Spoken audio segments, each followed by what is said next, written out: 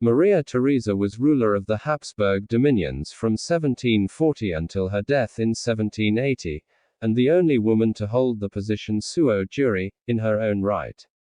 She was the sovereign of Austria, Hungary, Croatia, Bohemia, Transylvania, Mantova, Milan, Galicia and Lodomeria, the Austrian Netherlands, and Parma. By marriage, she was Duchess of Lorraine, Grand Duchess of Tuscany, and Holy Roman Empress. The second and eldest surviving child of Holy Roman Emperor Charles VI and Elizabeth Christine of Brunswick-Wolfenbüttel, Archduchess Maria Theresa was born on 13 May 1717 in Vienna, a year after the death of her elder brother, Archduke Leopold Johann, and was baptized on that same evening. Her father was the only surviving male member of the House of Habsburg and hoped for a son who would prevent the extinction of his dynasty and succeed him. Thus, the birth of Maria Theresa was a great disappointment to him and the people of Vienna. Charles never managed to overcome this feeling. Little more than a year after her birth, Maria Theresa was joined by a sister, Maria Anna, and another one, named Maria Amalia, was born in 1724. She had large blue eyes, fair hair with a slight tinge of red, a wide mouth and a notably strong body. Maria Theresa was a serious and reserved child who enjoyed singing and archery. She was barred from horse riding by her father, but she would later learn the basics for the sake of her Hungarian coronation ceremony. Her education was overseen by Jesuits. Contemporaries thought her Latin to be quite good, but in all else, the Jesuits did not educate her well. Her spelling and punctuation were unconventional and she lacked the formal manner and speech which had characterized her Habsburg predecessors. She was educated in drawing, painting, music and dancing, the disciplines which would have prepared her for the role of queen consort. Her father allowed her to attend meetings of the council from the age of 14 but never discussed the affairs of state with her. Even though he had spent the last decades of his life securing Maria Theresa's inheritance, Charles never prepared his daughter for her future role as sovereign. The question of Maria Theresa's marriage was raised early in her childhood. Leopold Clement of Lorraine was first considered to be the appropriate suitor, and he was supposed to visit Vienna and meet the Archduchess in 1723. These plans were forestalled by his death from smallpox that year. Leopold Clement's younger brother, Francis Stephen, was invited to Vienna. Even though Francis Stephen was his favorite candidate for Maria Theresa's hand, the emperor considered other possibilities. Religious differences prevented him from arranging his daughter's marriage to the Protestant Prince Frederick of Prussia. In 1725, he betrothed her to Charles of Spain and her sister, Maria Anna, to Philip of Spain. However, other European powers compelled him to renounce the pact he had made with the Queen of Spain, Elizabeth Farnese, and the betrothal to Charles was broken off. Maria Theresa, who had become close to Francis Stephen, was relieved. Francis Stephen remained at the imperial court until 1729, when he ascended the throne of Lorraine, but was not formally promised Maria Theresa's hand until the 31st of January 1736, during the War of the Polish Succession. Louis XV of France demanded that Maria Theresa's fiancé surrender his ancestral Duchy of Lorraine to accommodate his father-in-law, Stanislaw I, who had been deposed as King of Poland. Francis Stephen was to receive the Grand Duchy of Tuscany upon the death of childless Grand Duke Gian Gaston de' Medici. The couple were married on 12 February 1736. The Duchess of Lorraine's love for her husband was strong and possessive. The letters she sent to him shortly before their marriage expressed her eagerness to see him. His letters, on the other hand, were stereotyped and formal. She was very jealous of her husband and his infidelity was the greatest problem of their marriage, with Maria Wilhelmina, Princess of Auersperg, as his best-known mistress. In the summer of 1738, Austria suffered defeats during the ongoing Russo-Turkish War. The Turks reversed Austrian gains in Serbia, Wallachia and Bosnia. The Viennese rioted at the cost of the war. Francis Stephen was popularly despised, as he was thought to be a cowardly French spy. The war was concluded the next year with the Treaty of Belgrade. Charles VI died on the 20th of October 1740, probably of mushroom poisoning. He had ignored the advice of Prince Eugene of Savoy, who had urged him to concentrate on filling the treasury and equipping the army rather than on acquiring signatures of fellow monarchs. The emperor, who spent his entire reign securing the Pragmatic Sanction, left Austria in an impoverished state, bankrupted by the recent Turkish War and the War of the Polish Succession. The treasury contained only 100,000 florins, which were claimed by his widow. The army had also been weakened due to these wars. Instead of the full number of 160,000, the army had been reduced to about 108,000, and they were scattered in small areas from the Austrian Netherlands to Transylvania, and from Silesia to Tuscany. They were also poorly trained and discipline was lacking. Maria Theresa found herself in a difficult situation. She did not know enough about matters of state and she was unaware of the weakness of her father's ministers. She decided to rely on her father's advice to retain his counselors and to defer to her husband, whom she considered to be more experienced, on other matters.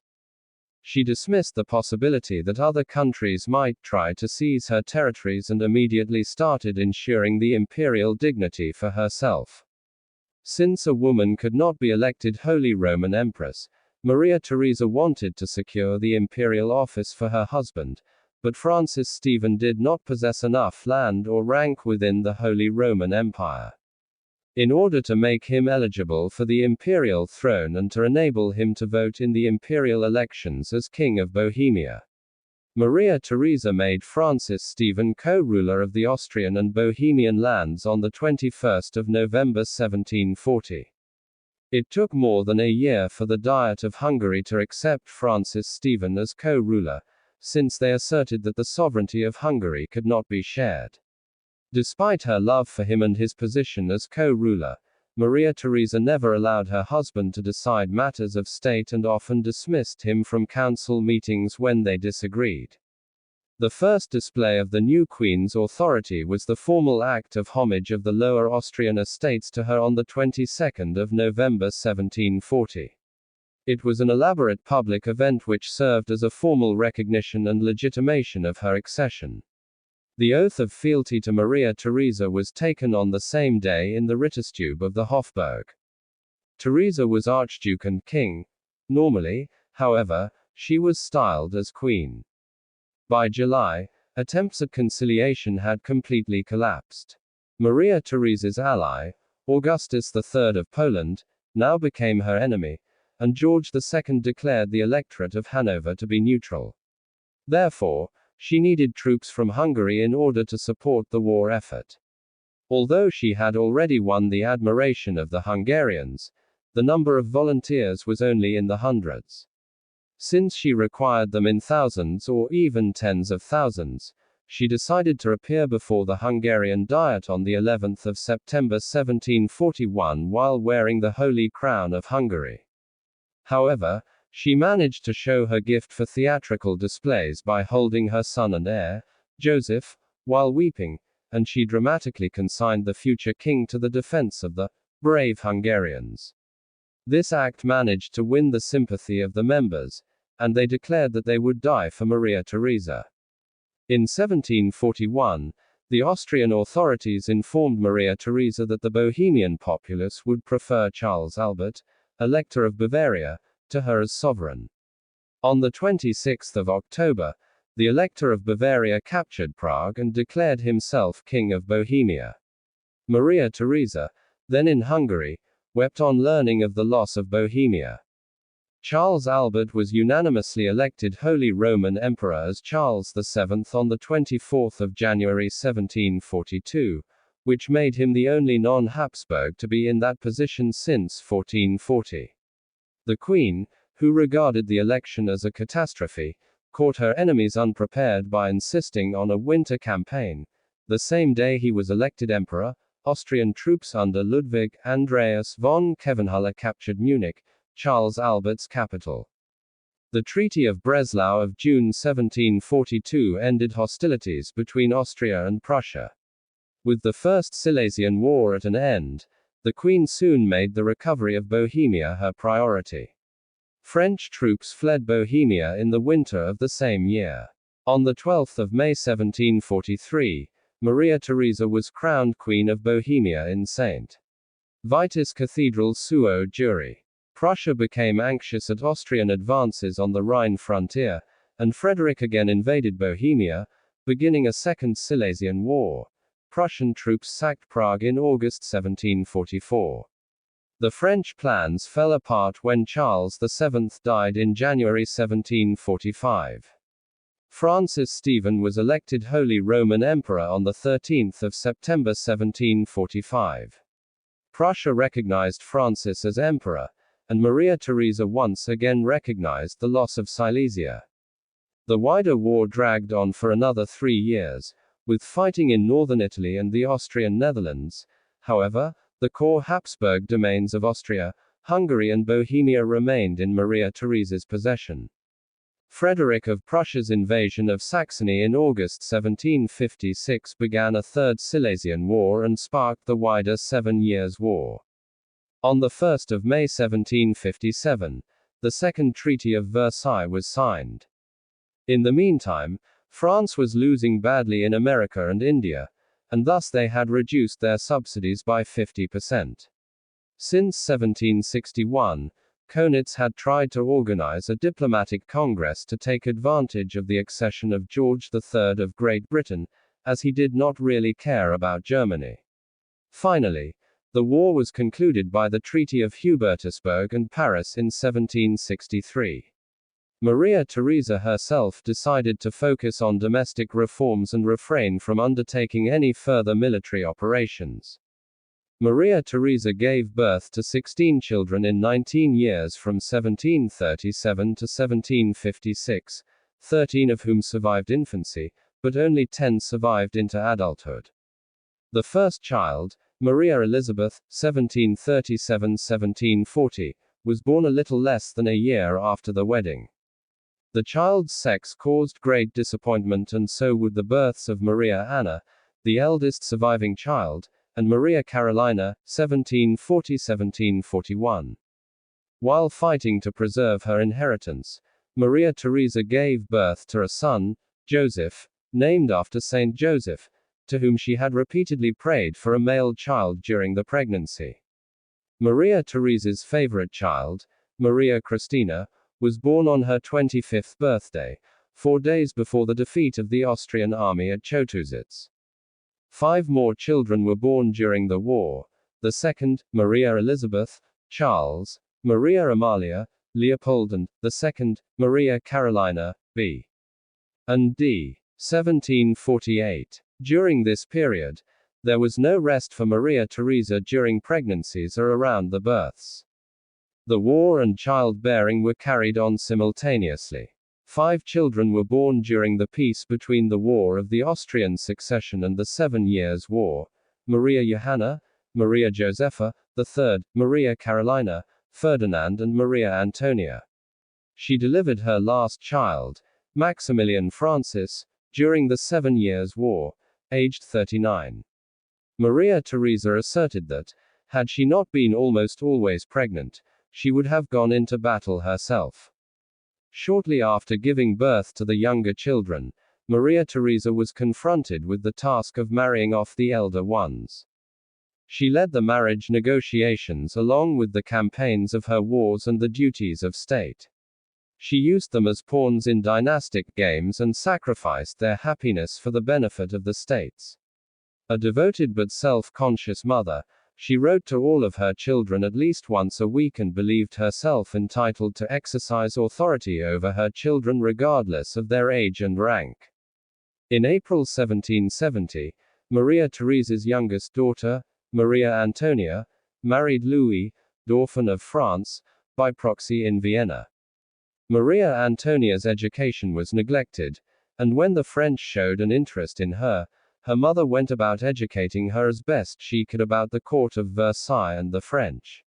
Maria Theresa kept up a fortnightly correspondence with Maria Antonia, now called Marie-Antoinette, in which she often reproached her for laziness and frivolity and scolded her for failing to conceive a child.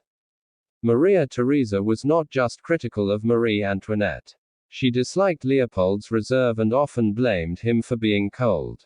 She criticized Maria Carolina for her political activities, Ferdinand for his lack of organization, and Maria Amalia for her poor French and haughtiness. The only child she did not constantly scold was Maria Christina, who enjoyed her mother's complete confidence, though she failed to please her mother in one aspect: she did not produce any surviving children.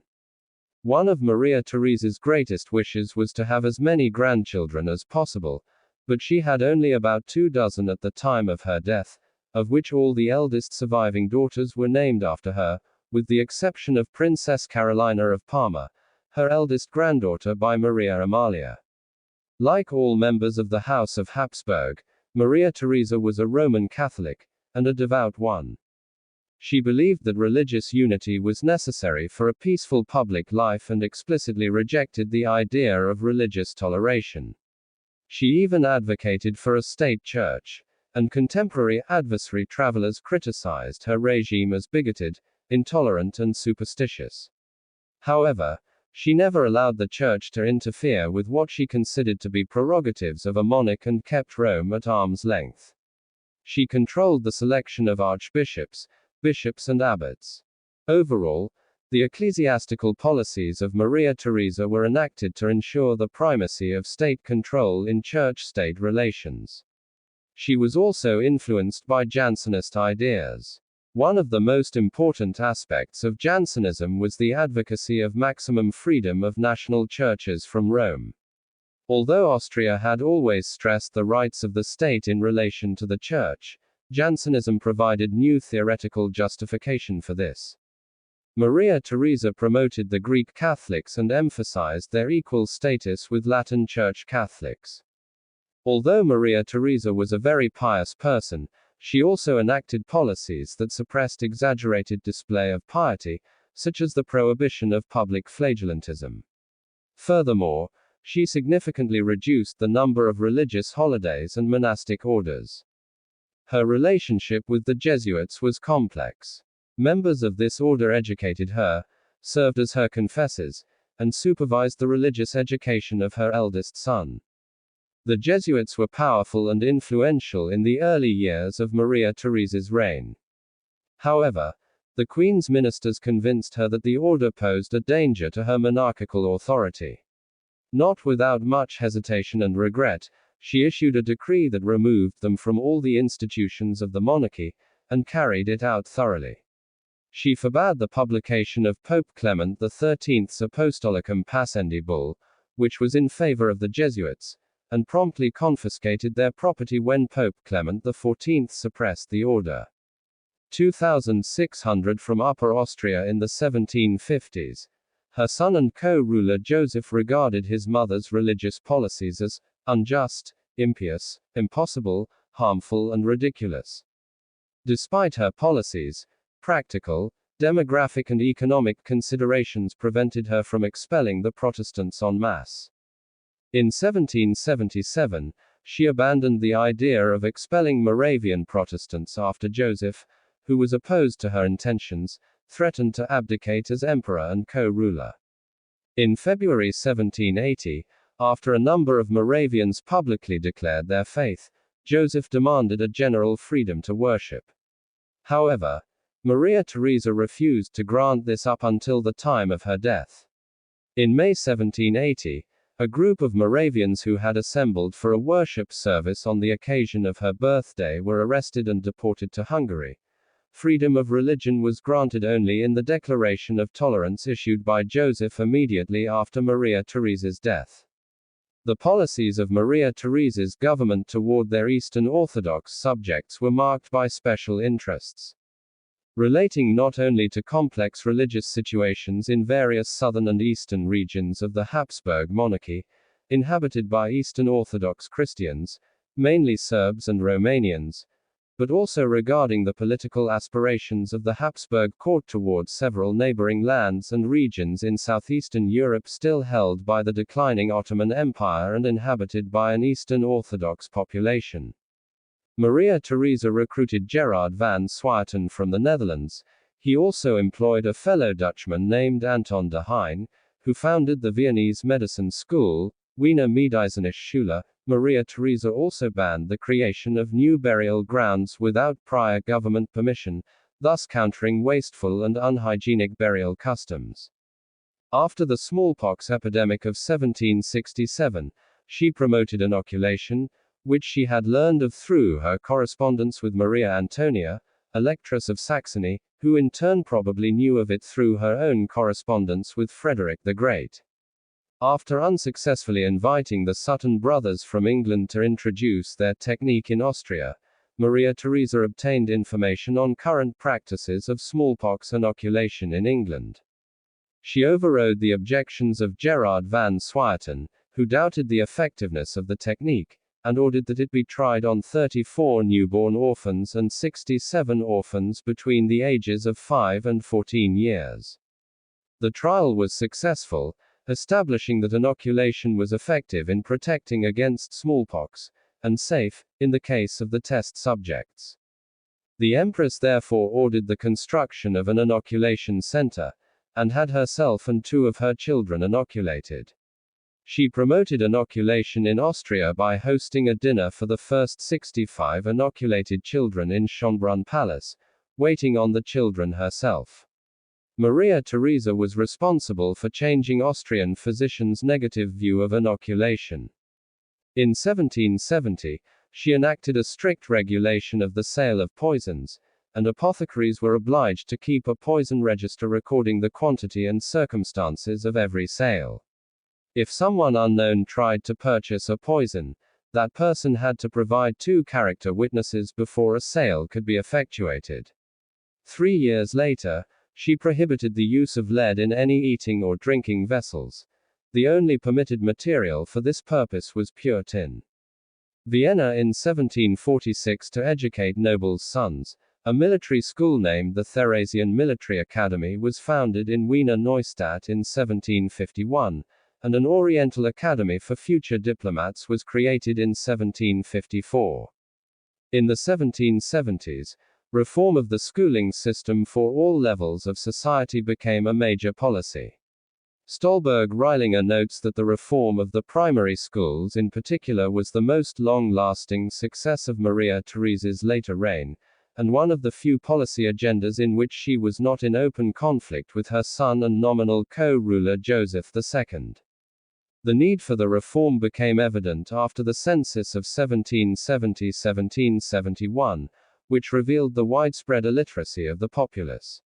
Maria Theresa thereupon wrote to her rival Frederick II of Prussia to request him to allow the Silesian school reformer Johann Ignaz von Felbiger to move to Austria.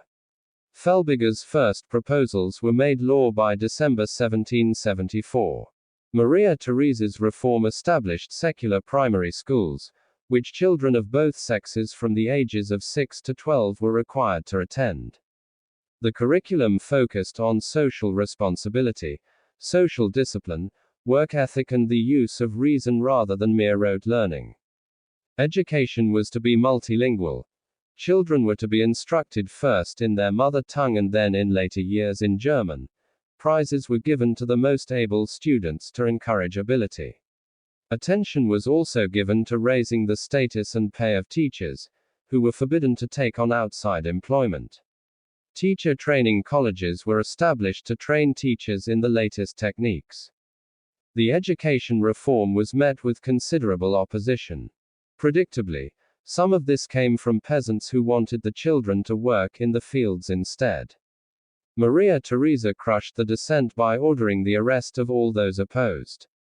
However, much of the opposition came from the imperial court, particularly amongst aristocrats who saw their power threatened by the reformers or those who feared that greater literacy would expose the population to Protestant or Enlightenment ideas. Felbiger's reforms were nevertheless pushed through, as a result of the consistent support of Maria Theresa and her minister Franz Sales-Grainer. The reform of the primary schools largely met Maria Theresa's aim of raising literacy standards, as evidenced by the higher proportions of children who attended school. This was particularly the case in the Archdiocese of Vienna, where school attendance increased from 40% in 1780 to a sensational 94% by 1807. Nevertheless, high rates of illiteracy persisted in some parts of Austria. Half of the population was illiterate well into the 19th century. The teacher training colleges, in particular the Vienna Normal School, produced hundreds of new teachers who spread the new system over the following decades. However, the number of secondary schools decreased, since the quantity of new schools founded failed to make up for the numbers of Jesuit schools abolished. As a result, secondary schooling became more exclusive.